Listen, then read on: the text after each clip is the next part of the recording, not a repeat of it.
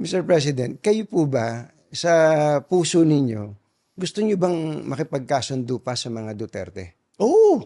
Ako, ayoko ng gulo. Gusto ko makasundo sa lahat ng tao. Mas maganda, marami na akong kaaway. Hindi ko kailangan ng kaaway. Kailangan ko kaibigan.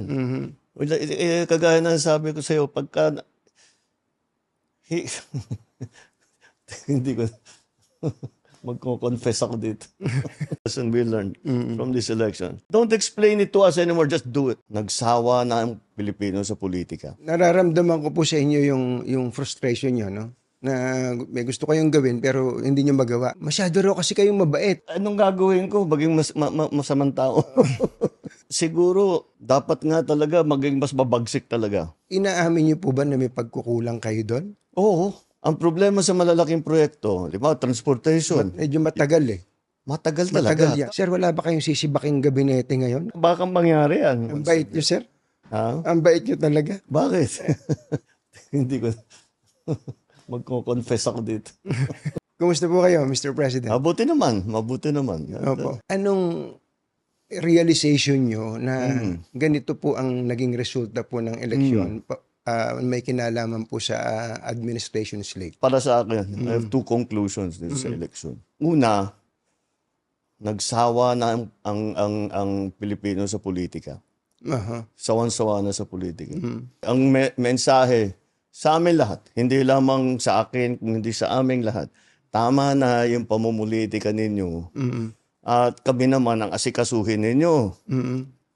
Tama rin pa rin. Yan naman talaga ang dapat natin ginagawa. Kaya mabuti. Tapos na yung eleksyon. Tama na yung politika. Tama na yung politika. Maggawin na natin lahat ng kailangan gawin. So nagsawa ang tao. Ano po yung pangalawa? Yung pangalawa, disappointed ang tao sa serbisyo ng gobyerno. Hindi nila nararamdaman at masyadong mabagal ang galaw ng pagbubuo ng mga project na hindi pa nila maramdaman. Palagay ko ang nangyari dyan, dahil nung bago akong upo, sabi ko ayokong mangyari na business as usual. Dahil walang mangyayari sa Pilipinas. Hanggang doon na lang tayo. Hindi tayo aalsa. Sabi ko, kailangan natin baguhin ito. Kaya tinignan ko yung malalaking mahihirap na proyekto na long-term ang magiging effect. Yun ang trabahuhin natin. So tinrabaho namin. Kaya ang lalaki, yung mga project na ginawa namin priority, yung mga tourism, yung mga health, yung mga puro malalaking proyekto. Ang problema sa malalaking proyekto, di ba, transportation. Medyo matagal eh. Matagal talaga. Yan. Kahit na super efficient, walang problema, tama, hindi nagka-problema. Matagal talaga yan. Isipin mo, yung subway, huhukayin mo yung para makadaan yung tren. Matagal yun, matatapos yan. Tapos na ako, matagal na akong tapos. Pero sabi ko, kailangan magagawa natin ito. Kasi kung hindi natin gawin, paano na? Hanggang dito na lang tayo. Kailangan gumawa tayo ng bago. Ang nasa isip ko, may magandang kasabihan, if not us, who? If not now, when? Kailangan gawin na natin. Ngunit, ito talagang na-realize ko, na hindi natin nabigyan ng sapat ng atensyon yung mas maliit na bagay. Yung para maging masagbaginhawa ang pang-araw-araw ng buhay ng tao.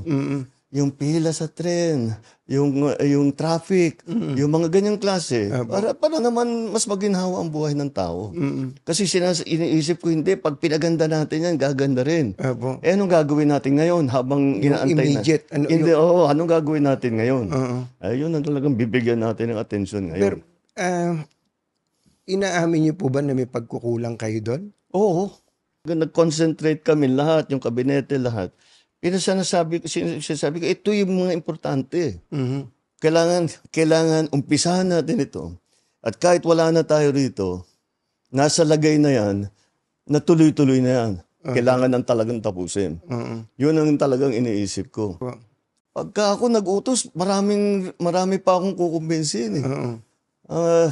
Dito sa gobyerno, pagka meron ka naisip na bagong initiative, bagong idea, Siyempre, ilalapit mo dun sa rank and file, di ba? Opo. Para ito, implement ninyo ito. Naku, ang sagot laging bumabalik. Ay, sir, hindi pwede yan. Baka makuha kami, baka totoo rin naman. Opo. Dahil patong-patong ang mga batas natin eh. Kung minsan, contradictory, lahat ng tao masyadong maingat. Opo. Which is okay na maging maingat. Which is okay na magkaroon ng checks and balances. Pero wag naman maging paralysis doon sa bureaucracy. Nararamdaman ko po sa inyo yung frustration nyo, no? Na may gusto kayong gawin pero hindi nyo magawa. Oo.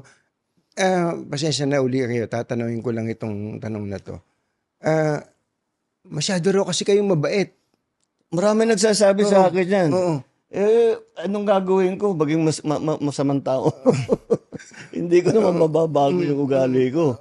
Pero, mo, siguro, dapat nga talaga maging mas mabagsik talaga. Dahil, wala kailangan talagang maging mas efficient ang mas mabilis ang pagdating.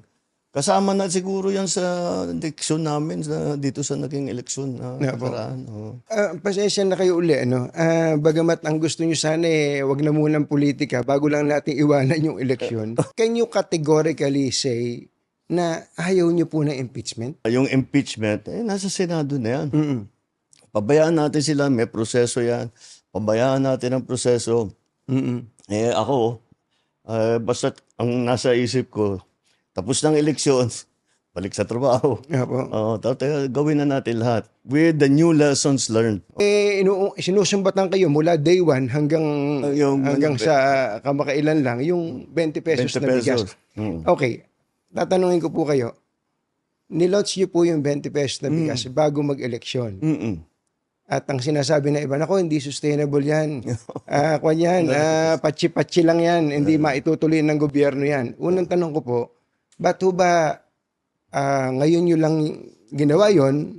At pangalawa, hanggang kailan ba to? Baka nga patsi-patsi lang po ito. Sige. Ang tanong, bakit ngayon lang? Bakit ngayon lang? Kung kaya nyo palang gawin, ba't di nyo ginawa nung 2022? O nung 2023? Dahil hindi namin, nung 2022, 2023, hindi pa namin kayang gawin. Bakit? Ang key dyan, yung production. Kaya patayo namin ng irrigation, ang dami naming dam na ginawa, ang dami na naming pinamigay na makinarya. 2023, ang ani ng palay sa Pilipinas, pinakamataas sa kasaysayan ng Pilipinas. Nalampasan pa yun noong 2024. Kaya sa production, dahan-dahan, inaalalay natin. Bakit ngayon lang na tayo nagbibigay ng tulong sa produksyon? Dahil ang Pilipinas, ang mga opisyal, na-spoiled. Basta't import lang ng import. Tapos, yung importation niyan, illegal and legal. Ang katotohanan, ang nakita namin, ang pang-control doon sa presyo ng bigas ay ang smuggled na bigas. Kaya nag-hoard. Yan. Ang una na, kung titignan ninyo, ang isa sa una namin ginawa, nag-raid kami ng mga warehouse. Etong pinakamalupit. Sinabi namin, ba't may ganito? At hindi na iniintindi, basta't puro ang import natin. Dahil ang nag-i-smuggle, mga official din ng gobyerno. Kumikita sila. O di bakit nila papalitan? Sige, pasok lang sila ng pasok. Hindi nila iniintindi ang production. Hindi nila iniintindi yung sistema. Hindi nila iniintindi ang presyo ng palay, ang presyo ng bigas, ang kikitain ng magsasaka. Wala. Kailan po itong mga nag-i-smuggle? Basta ito yung nakita namin. Noong pag-upo ko. Meron talagang ganyan. Nung inipit namin yung mga smuggle at rineraid na namin yung mga warehouse, nabawasan yung supply. Kailangan namin ayusin yung NFA. Lahat yan, yung mga changes na ganyan, hindi ganun kasimpleng gawin. May batas na kailangan palitan, mayroong mga taong kailangan palitan, ibang konsepto na. So, ngayon lang namin nabuo lahat. Pinag-uusapan natin kaninang, baka dapat mag-sample kayo para kayo katakutan din po. Baka mangyari yan.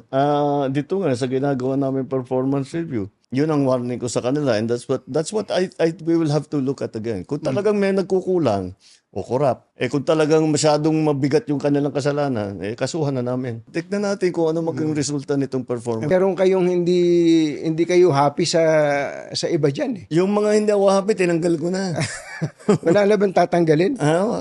Kung hindi sila nakapag-perform na mabuti, Opo. ito nga, sasabihin, pakinggan niyo yung tao. Opo. Madami kayong dahilan, marami kayong katwiran kung bakit hindi nangyari, bakit hindi nabuo, bakit nakatagalan, ganyan. Sabi ko, hindi interesado yung tao dyan. Ano ba, kailan ba? Kailan ba gagawin? Kailan namin maramdaman yan? Hindi mo naman masisi yung tao. Tama naman sila. Kayong may hawak ng gobyerno, ayusin ninyo. Huwag nyo na isumbong sa amin. Basta't gawin na ninyo. Yun actually, that's the lesson we learned from this election. Mr. President, kayo po ba sa puso ninyo, gusto nyo bang makipagkasundo pa sa mga Duterte? Oo. Ako, ayaw ko ng gulo. Gusto ko makasundo sa lahat ng tao. Mas maganda, marami na akong kaaway. Hindi ko kailangan ng kaaway. Kailangan ko kaibigan. Ako, ang habol ko, yung stability, peaceful, para magawa namin yung trabaho namin.